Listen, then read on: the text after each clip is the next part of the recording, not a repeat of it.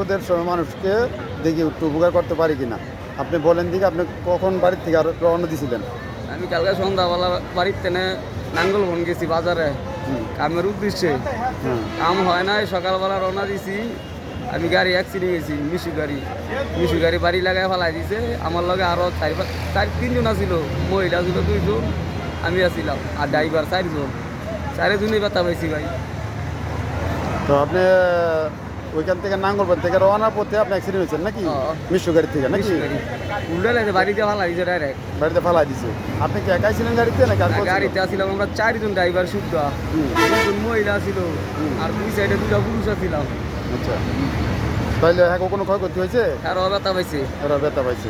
এখন আপনার এখন মোরগাপাড়া এখান থেকে আপনি হাইটে আইছেন না এই গাড়িতে আমি আইছেন? এখানে আইতে আইছি। হাইটে আইছেন।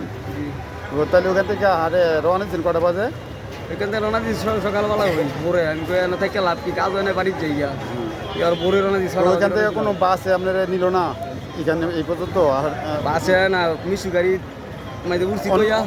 ওইখান থেকে তো অ্যাক্সিডেন্ট হইলেন, অ্যাক্সিডেন্টের পরে কি কোনো বাসের কাছে সব জায়গায় চান নাই যে ভাই আমার কাছে টাকা নেই, আমাকে কোনো খাবার পৌঁছে দেন? না, আমি কারো কাছে কোথাও দিতে চাই না। বলেন নাই? আচ্ছা ঠিক আছে, বললে হয়তো কেউ আপনাকে পৌঁছায় দিত। কেন বাসওয়ালারা অনেক সময় ভাড়া না তাহলে পৌঁছায় দেয়। আচ্ছা, যাক যাক, সমস্যা নাই। এখন আমি আপনাকে যথেষ্ট পরিমাণে চেষ্টা করব, একটা গাড়িতে আপনাকে উঠাই দিব, ঠিক আছে? আপনি যাইতে পারবেন তো?